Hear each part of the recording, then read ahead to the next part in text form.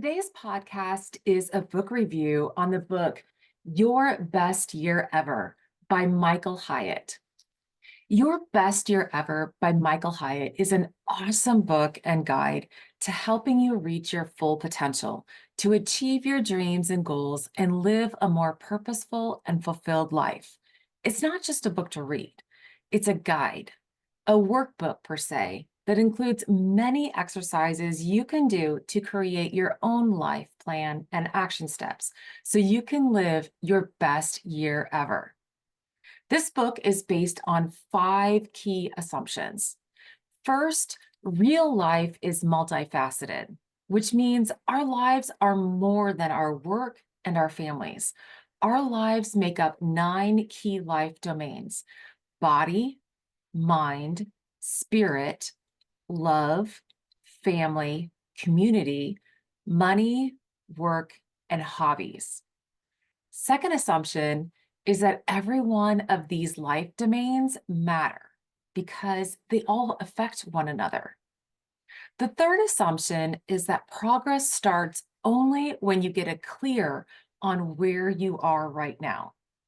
And the fourth assumption is that you can improve any life domain. You have more power than you realize. You just have to start.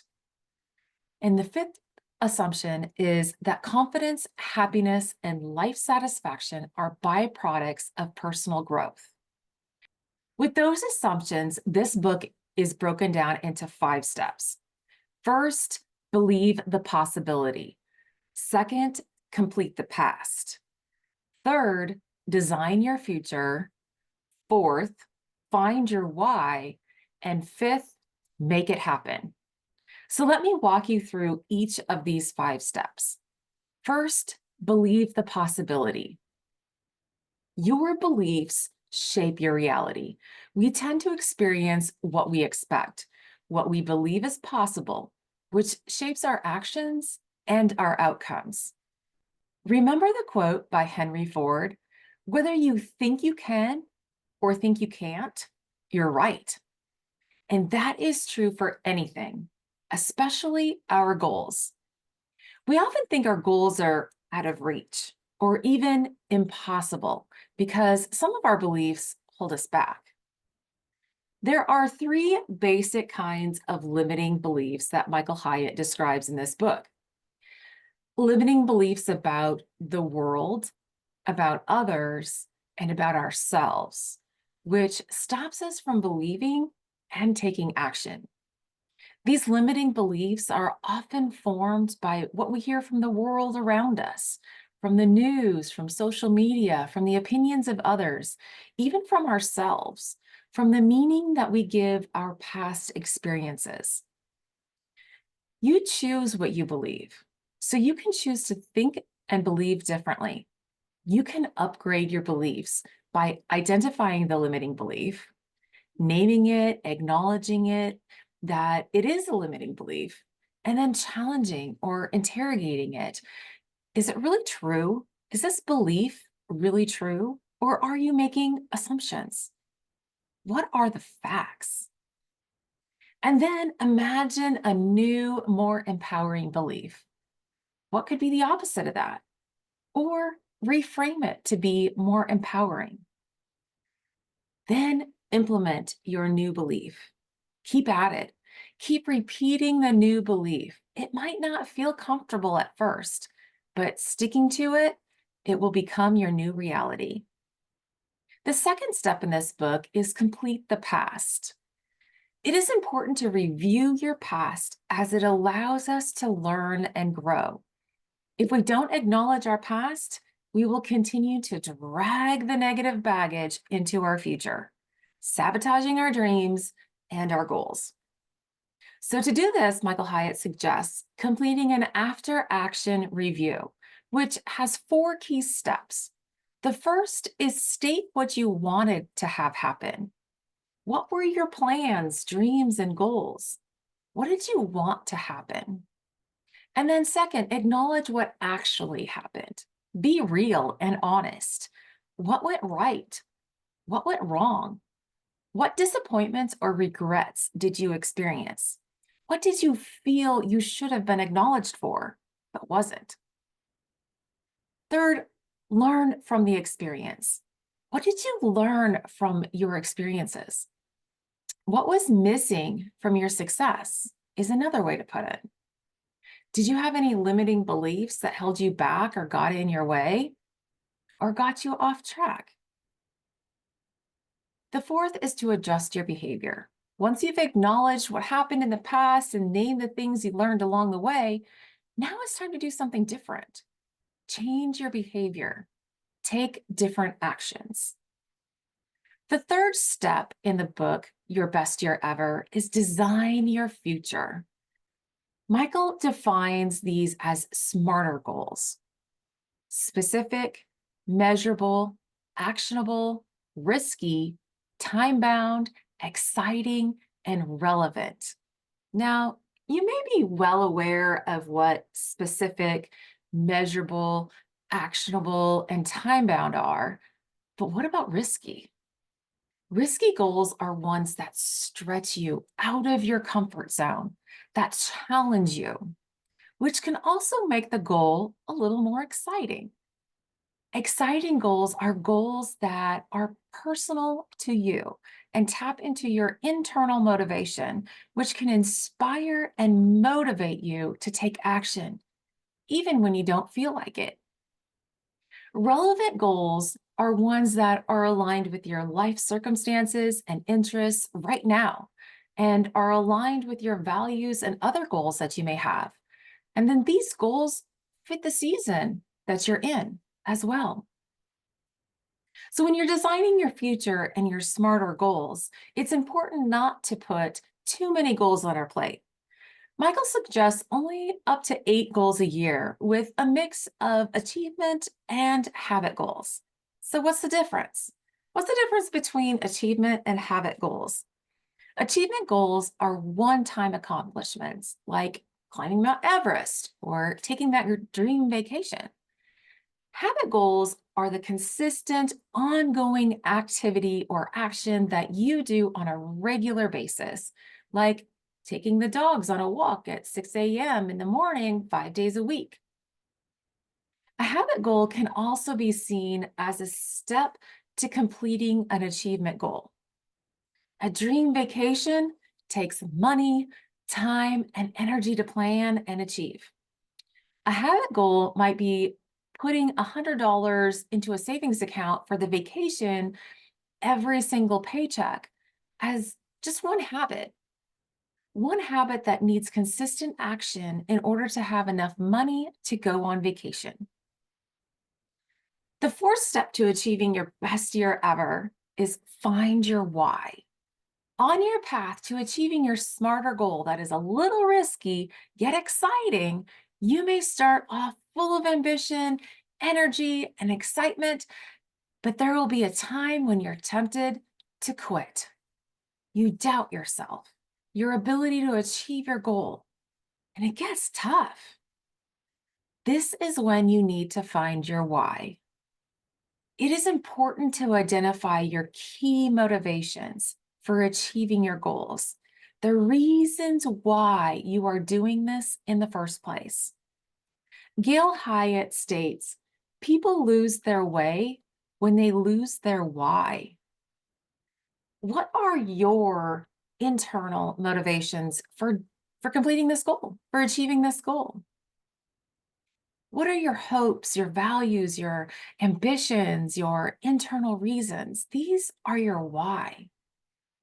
Then internalize these motivations, these whys, by connecting them with your head and your heart. Intellectually, you need to know that this is right for you to do. Emotionally, connect with your motivations. What would it feel like to achieve your goal? What would it feel like if you didn't achieve your goal? By internalizing your motivations, you can begin to value it and you will work harder for it. You will find a way when things get tough. It may even become part of your identity. This rings true for me. Exercise used to be something I did because I participated in sports. As I stopped playing organized team sports years ago, I began to value exercise more for how it made me feel. I realized when times I didn't exercise, my mood was more negative. I got frustrated and upset more often. I didn't feel good physically or mentally or emotionally. I made poor food choices, which also contributed to the negative mood and my responses. But now I've exercised or moved my body each day as it is part of who I am. It is part of my identity. I started valuing exercise for how it made me feel, and I liked feeling good. It made me feel good. So now I identify as a person who exercises regularly and values my health. I have internalized the reward. Exercise makes me feel good. So, what if you're having a hard time being consistent with your habit goals? I mean, who hasn't, right? This is where it is good to include others. Ask for help. Get an accountability partner or an exercise buddy. Surround yourself with others who have the same goal and people who will support and encourage you. Break the goal down into smaller steps and take one step at a time. You can also gamify your goal, make it fun. Track your progress or your streaks by using a calendar or an app. Measure the gain, measure your progress so you can see how far you've come. If you're more than halfway towards your goal, look forward. Look at the light at the end of the tunnel. You're almost there. It's also good to implement activation triggers to help you pre-plan your responses to obstacles that might get in the way. These are if then or when then statements. If or when this happens, then I'll do this. An example Michael Hyatt gives in his book is that he had a goal to leave work promptly at 5 o'clock so he could spend more time with his family. But he had trouble doing it for a variety of reasons. So he came up with a few if then, when then statements. One is if I get a phone call at 4:45, then I'll let it go to voicemail. When an important email arrives, I will answer it up until 4:45, and then I won't check my email after that. Another activation trigger for a goal of exercising right away in the morning is to lay your workout clothes and your shoes by your bed. So they are the first things you see or find when you get up. The fifth step in the book, Your Best Year Ever, is make it happen. Start by figuring out what the next step is and take action. Start with the easiest next step to get you started. This gets you in motion and a quick win, which boosts your mood and gives you the courage and confidence to continue. Taking the first step is great, but to really make it happen, you need to review your goals regularly. Why? Because we'll forget them. Have you ever said you were going to do something, maybe set a goal, develop a plan, and you even started taking action, and then a few weeks later, you realized you aren't doing it anymore? You don't even remember when you stopped. Heck, you might not even remember what your goal was. If we don't remind ourselves of our goals and our reasons why, we will forget them. Michael suggests reviewing your goals daily, weekly, monthly, quarterly, and even annually. He has a quarterly full focus journal that has all the prompts needed to do this, but here's the outline. Review your goals daily and ask yourself, what are the 3 things I need to do today that will move me towards my goal? Then on a weekly basis, review your goals, your motivation, and your next steps. Review your progress from the previous week. What worked? What didn't work? And why? What will you do differently or better next week? Tracking your progress. How much closer are you towards your goal? How many times did you do what you said you were going to do? Then write 3 main goals for the upcoming week based on your main goals overall or your annual goals. Then quarterly, do the same thing for your quarter as you did weekly. Analyze your goals and decide if they're still relevant and make adjustments as needed. Some actions you could take are to rejoice, celebrate your progress and or accomplishment of your goal. Any progress is worth celebrating. Another action you could take is to recommit to the goal. If you've maybe fallen off a little bit, refocus and reconnect with your why. Or revise your goal. If you're no longer committed to it, change it. As long as you're not changing it, just to stay in the comfort zone. Or remove the goal. If you can't recommit to it or revise it, then remove it.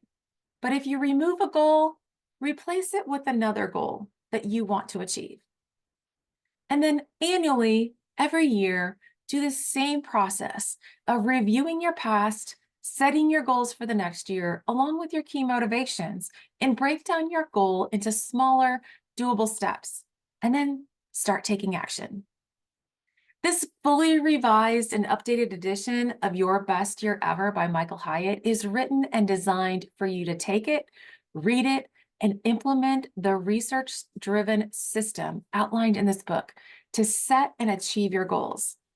If you're tired of not seeing progress in your personal, business, relational, or financial goals, check out this book so you too can have your best year ever.